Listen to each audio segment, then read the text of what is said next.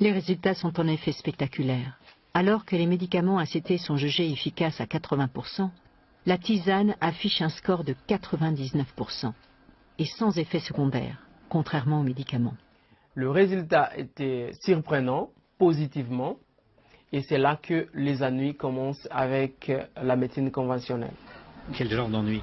Le premier ennui, c'est l'interdiction. À la fin de l'étude, nous devions organiser une conférence. Lorsque nous avons remis le résultat au médecin-chef des zones, tout de suite, il s'est interposé. Il a dit « J'interdis, cette conférence n'aura pas lieu et je préfère que Jérôme puisse se taire et pas communiquer ses résultats à la population. » Ils ont vu que la tisane avait un meilleur résultat que les ACT et on nous a fait montrer que les différentes firmes pharmaceutiques risquent de couper leur appui. Et on a trouvé qu'il y avait orgueil, on m'a démis de mes fonctions. Le docteur Munyangui est lui aussi victime d'intimidation. L'ordinateur qui a servi à l'étude est dérobé. Quelques jours plus tard, le médecin tombe malade. Je commençais à me sentir trop mal, je vomissais, je n'arrivais plus à manger, ça fait presque une semaine. Et j'avais des douleurs au niveau de l'estomac qui étaient un peu trop atroces. Et là, je suis parti à Goma d'urgence pour faire les examens. Et c'est là qu'on m'a diagnostiqué, voilà, et vous étiez empoisonné. À votre avis, d'où viennent ces ennuis? À mon avis, les ennuis viennent de firmes pharmaceutiques. Qu'est-ce qui vous permet de dire ça? Après les publications des résultats, on a dit aux patients que voilà, la tisane était efficace et eux-mêmes l'ont observé. Et là, les patients n'achètent plus les ACT en fait. Nous devenons de plus en plus gênants.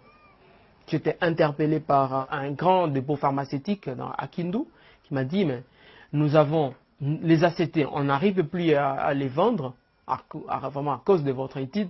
Et là, monsieur, vous êtes en train de piétiner sur nos business. Imaginez-vous juste maman d'un enfant qui a le palu, qui peut en mourir. Vous allez à la pharmacie, vous vous saignez, vous ne mangez pas pendant 2 jours pour pouvoir lui acheter des médicaments. Et vous vous retrouvez avec une chance sur 2 d'avoir un médicament faux.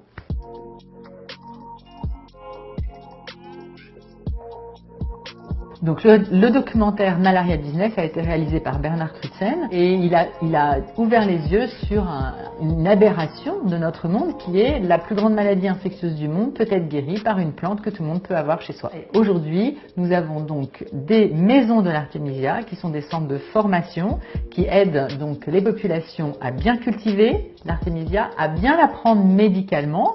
C'est pas si facile d'imaginer comment on la prend et nous essayons de le développer dans le maximum de pays impaludés. Donc l'artémisia, ou plutôt les artémisias, car il y en a une chinoise, Anua, et une africaine, Afra. Elles soignent le paludisme depuis des siècles. On le sait très bien.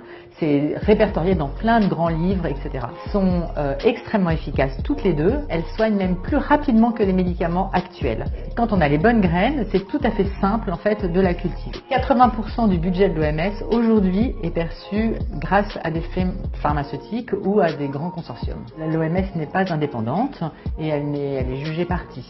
Donc aujourd'hui, c'est très compliqué d'arriver avec une thérapie alternative, on va dire, à des médicaments à l'OMS. Elles n'ont aucun effet secondaire et elles n'ont aucune toxicité. Donc c'est vraiment une panacée, on va dire, pour la malaria. Elles sont très simples d'utilisation et extrêmement accessibles pour les populations.